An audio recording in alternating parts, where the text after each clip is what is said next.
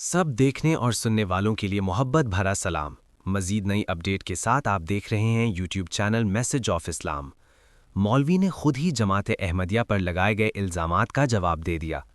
आज की पॉडकास्ट में हम बात करेंगे कि जमात अहमदिया के अकायद क्या हैं। पूरी तफसील से सारे अकायद बयान करेंगे। एक मौलवी ने तो खुद ही सारे जमात अहमदिया के अकायद बयान कर दिए। अब तो बहुत सारे मौलवी और उलमा अपनी वीडियोस में जमात अहमदिया की हर सच्चाई का बार बार इजहार अपनी कई वीडियोस में करते हैं, सिर्फ मानने से डरते हैं। अल्लाह उन्हें सीधे रास्ते पर चलने की तौफीक दे और सही इस्लाम पहचानने की भी तौफीक दे। आमीन सुम्मा आमीन। चलें अब हम वीडियो शुरू करते हैं और इस वीडियो में मौलवी की बातें भी सुनाएंगे।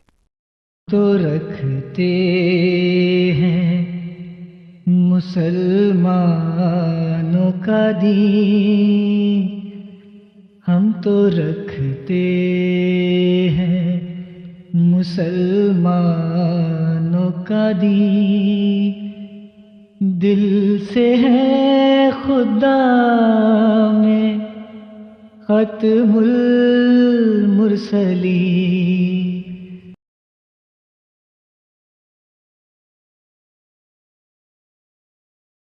नंबर 1, जमात अहमदिया का अक़ीदा है कि अल्लाह ताला वाहिद, यगाना और पाक है।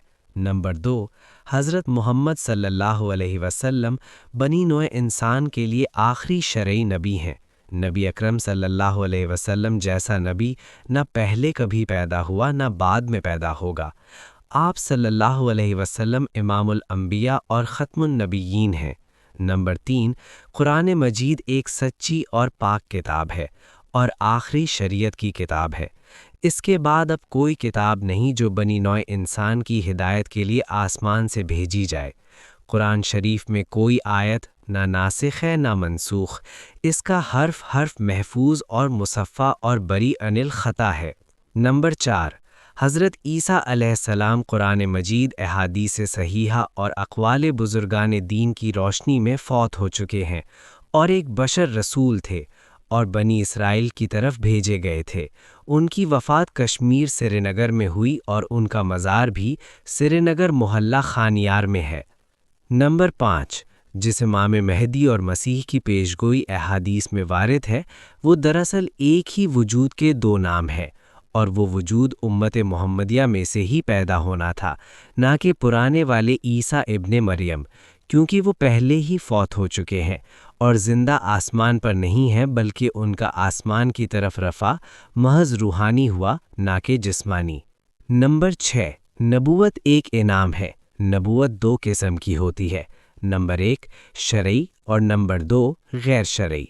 शरई नबूवत ख़त्म हो चुकी है, जबकि गैर शरई नबूवत का इनाम हज़रत नबी करीम सल्लल्लाहु अलैहि वसल्लम के बाद आपकी ग़ुलामी में किसी को भी अल्लाह दे सकता है।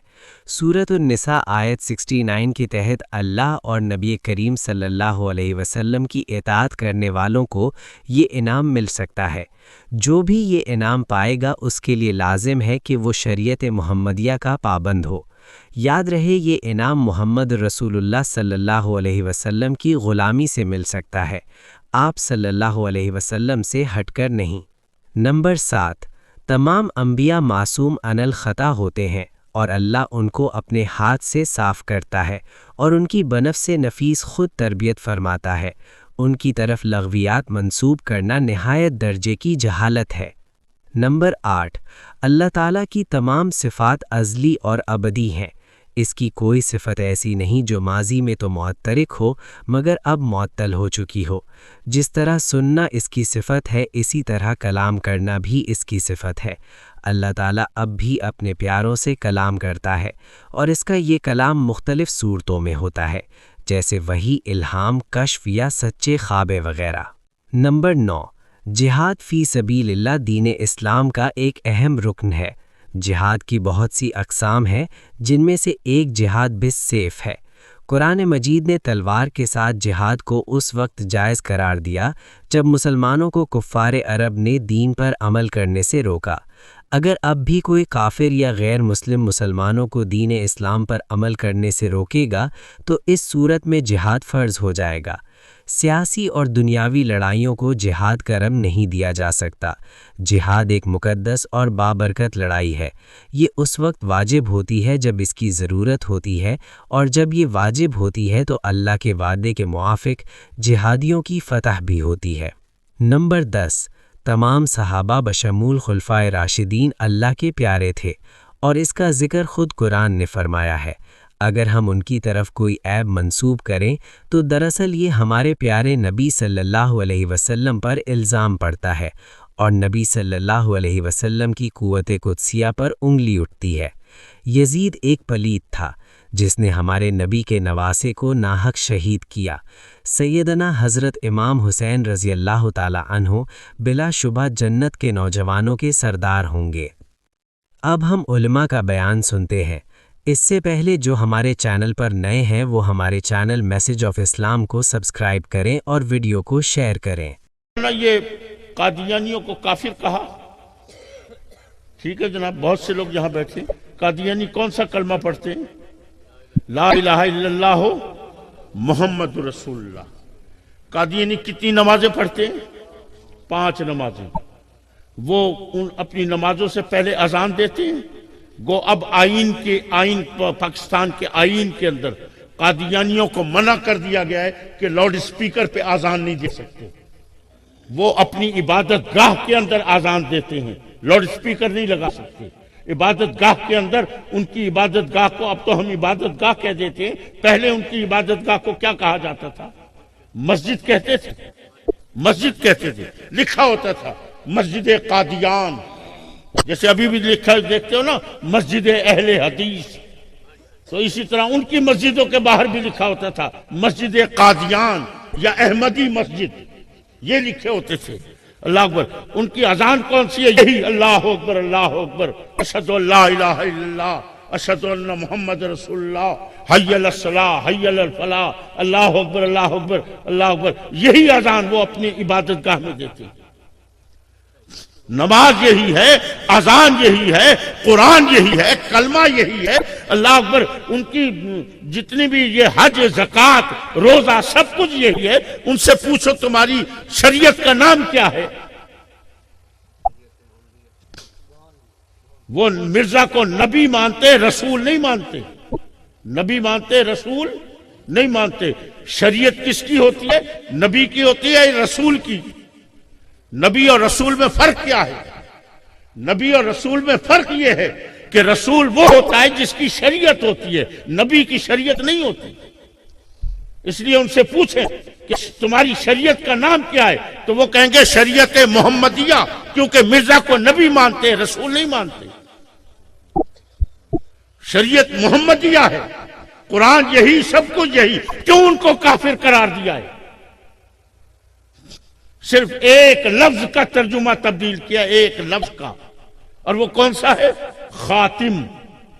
وہ لفظ کون سا ہے؟ خاتم۔ اللہ اکبر اللہ۔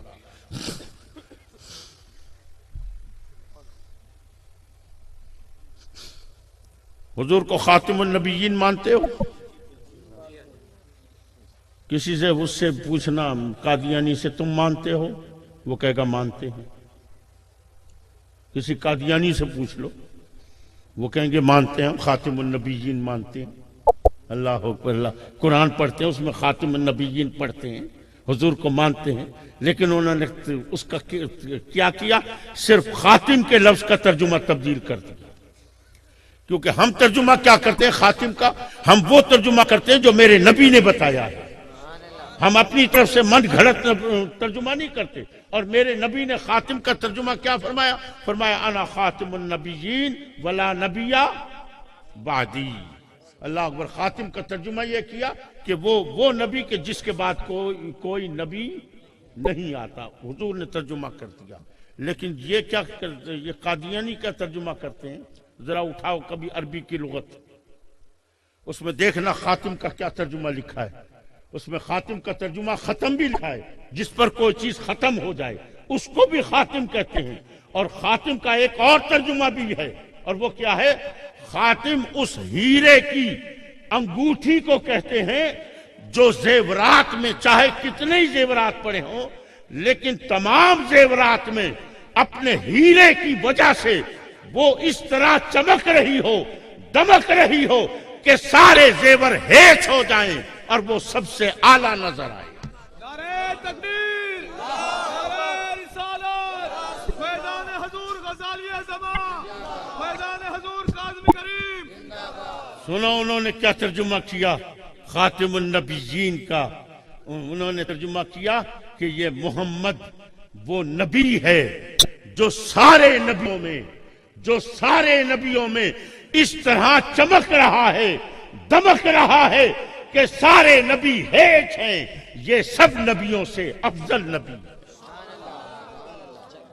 سونا کہ جا سونا ترجمہ ہے نا، سونا ترجمہ بل تھی ونجو نا قادیانی کیا تھی دے، کتنا خوبصورت ترجمہ ہے کہ سارے نبیوں میں سب سے افضل نبی ہے، سب سے زیادہ چمکنے والا نبی ہے، یہ اس ہیرے کی طرح، ہیرے کی انگوٹھی کی طرح نبی ہے جو سارے زیوروں میں چمک رہی ہو۔ اللہ اکبر، پھر بنو گے قادیانی؟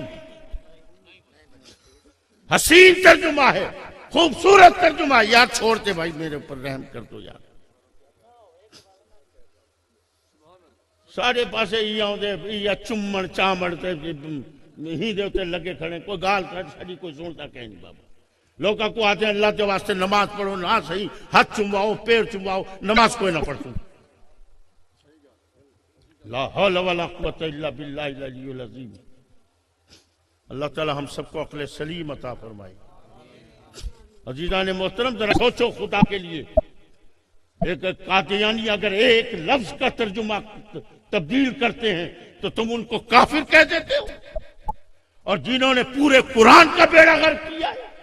ایسی پارلیمنٹ کے اوپر واقعی میں لعنت بھیجتا ہوں، لعنت ہو اس پارلیمنٹ پہ۔ احمدیت زندہ باد، احمدیت زندہ باد، احمدیت زندہ باد۔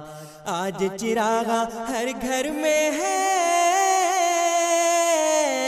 آج خوشی ہر دل میں ہے، نئی صدی میں ہم داخل ہیں، شکر خدا کا ہر دل میں ہے۔ احمدیت زندہ باد، احمدیت